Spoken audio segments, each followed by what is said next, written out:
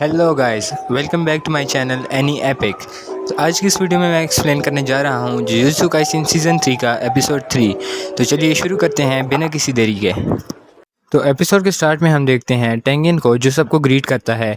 यूकी कहती है, क्या मेरे लिए कोई ग्रीटिंग नहीं? टेंगिन कहता है, यह हमारी पहली मुलाकात नहीं है।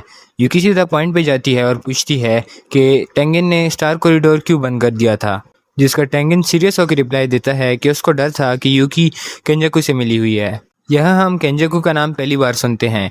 यूजी और मेगमी कंफ्यूज हो जाते हैं। टेंगिन एक्सप्लेन करता है कि वही सेम सॉर्सरर है जो पहले नोरिटो शिकामो की बॉडी में था और अब गेटो की बॉडी में है। यूजी थोड़ा ब्लंट होकर पूछता है, मास्टर टेंगिन, आप थोड़े अजीब दिख रहे हो। टेंगिन बुरा नहीं मानता और कहता है कि वो इमॉर्टल है, लेकिन उसकी बॉडी अब भी एज करती है और जब तुम 500 साल के हो जाओगे तो तुम भी ऐसे ही देखोगे। असल में 12 साल पहले जब स्टार प्लाज्मा वेसल मर गई थी और टेंगिन की मर्जिंग फेल हो गई थी, तो इस वजह से उसकी एजिंग तेज़ हो गई है और अब वो इंसान कम और एक तरह से दुनिया ज़्यादा है। टेंगिन कहता है कि दुनिया ही मैं हूँ। जिसके बाद मेगमी और यूजी पूछते हैं कि केंजाकू का प्लान क्या है और हम गोजो सातोरू को प्रिज्म रैम से बाहर कैसे निकालें। टेंगिन कहता है, मैं तुम्हें सब कुछ बताऊंगा, लेकिन एक शर्त पे।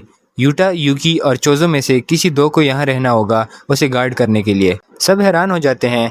यूटा पूछता है, आप तो इमॉर्टल हो ना, आपको बॉडीगार्ड की ज़रूरत क्यों है? टेंगिन समझाता है कि वो मर तो नहीं सकता, लेकिन उसको सील किया जा सकता है और अब जब वो इवॉल्व हो गया है तो वो एक इंसान से ज़्यादा कर्स स्पिरिट बन चुका है, जिसका मतलब कि केंजाकू कर्स स्पिरिट मैनिपुलेशन यूज़ करके उसे अब्जॉर्ब कर सकता है और अगर ऐसा हो गया तो सब खत्म। टेंगिन बताता है कि केंजाकू का असल गोल मैनकाइंड की एवोल्यूशन है और वो चाहता है कि वो जापान के सारे लोगों को इवॉल्व कर दे।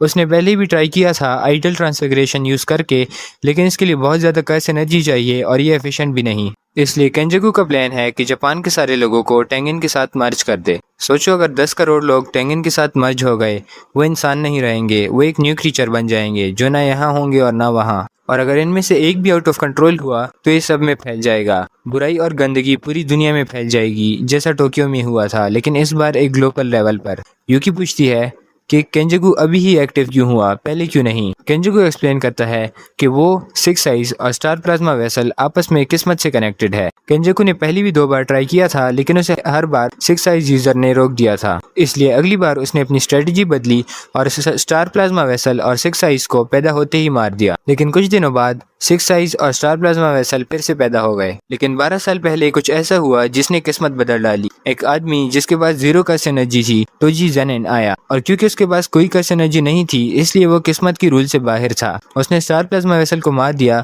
और किस्मत का साइकिल तोड़ दिया, जिससे केंजाकू को अपॉर्चुनिटी मिल गई। उसको गेटो की बॉडी भी मिल गई और प्रिज्म रैम भी, और सारी पीसेस उसके लिए जगह पे आ गए। अब केंजाकू ने कलिंग गेम स्टार्ट किया है, जो कि एक वार्म अप रिचुअल है जिसमें लोग एक दूसरे को मारेंगे और कर्स एनर्जी प्रोड्यूस करेंगे, जो कि यूज़ होगी जापान के लोगों को दूसरी साइड पे भेजने के लिए, ताकि वो टेंगिन के साथ मर्ज हो सकें। जिसका मतलब ये बैटल रॉयल कोई मजाक नहीं, ये प्रिपरेशन है ह्यूमैनिटी के खात्मे के लिए। टेंगिन कहता है केंजाकू कलिंग गेम का गेम मास्टर नहीं है। जहाँ रूल नंबर 7 आता है, जो कहता है गेम मास्टर कोई भी ऐसा रूल अप्रूव नहीं करेगा जो कलिंग गेम को आगे बढ़ने से रोके।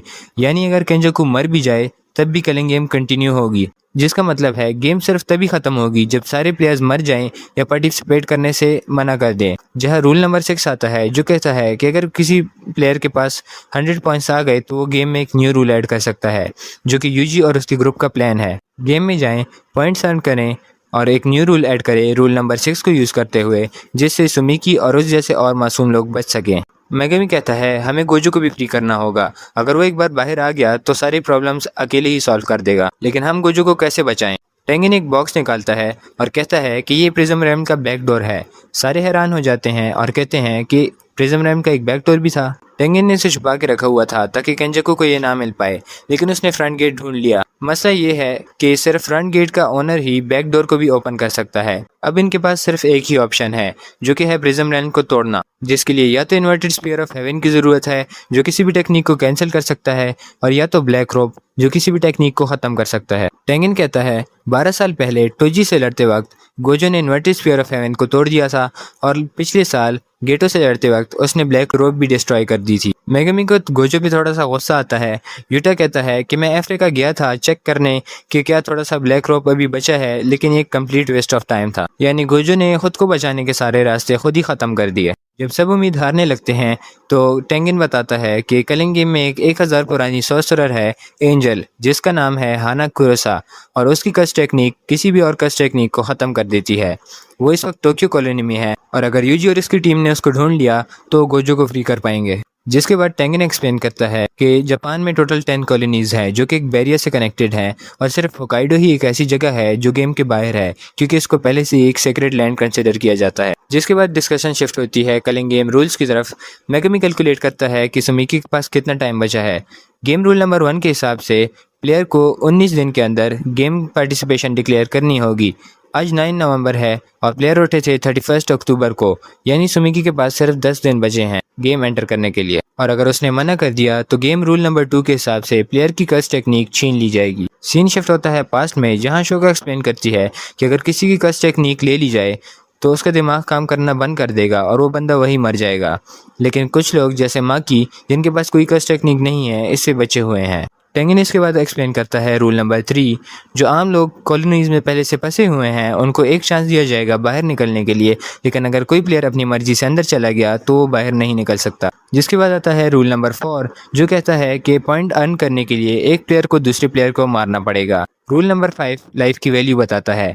एक सॉर्सरर को मारने से 5 पॉइंट्स मिलेंगे और एक नॉन सॉर्सरर को मारने से 1 पॉइंट मिलेगा। फिर आता है रूल नंबर 6, जो कहता है कि अगर किसी प्लेयर के पास 100 पॉइंट्स हैं तो गेम में एक न्यू रूल ऐड कर सकता है गेम मास्टर के साथ डील करने के बाद। रूल नंबर 7 कहता है कि गेम मास्टर कोई भी ऐसा रूल अप्रूव नहीं करेगा जो कलिंग गेम को आगे बढ़ने से रोके, और गेम सिर्फ तभी ख़त्म होगा जब सारे प्लेयर्स मर जाएं या पार्टिसिपेट करने से मना कर दें। और फाइनली सबसे ख़तरनाक रूल नंबर 8, जो कहता है कि अगर किसी प्लेयर के स्कोर में 19 दिन तक कोई चेंज नहीं आया तो उसकी कस्ट टेक्निक छीन ली जाएगी, जिसका मतलब मौत है। सारी इन्फॉर्मेशन लेने के बाद ये लोग अपने रोल सेलेक्ट करते हैं।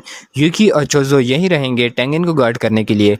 माकी कहती है कि वो जेनिन क्लैन वापस जाएगी वेपन्स देने के लिए। माकी हमें ये भी बताती है कि मेगमी अब जेनिन क्लैन का हेड बन चुका है, जो सुन के यूजी काफ़ी शौक हो जाता है।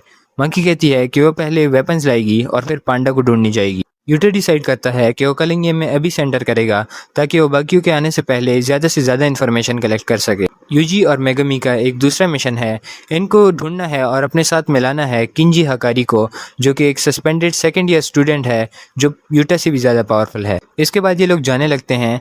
यूजी चोजो को गुड बाय कहता है, जो देख के चोजो काफ़ी इमोशनल हो जाता है और रोने लगता है। सीन शिफ्ट होता है कॉमेडी शो में, जहाँ एक कॉमेडियन फुमिकी ताकाबा परफॉर्म कर रहा होता है, जिसके जोक्स काफ़ी बुरे होते हैं।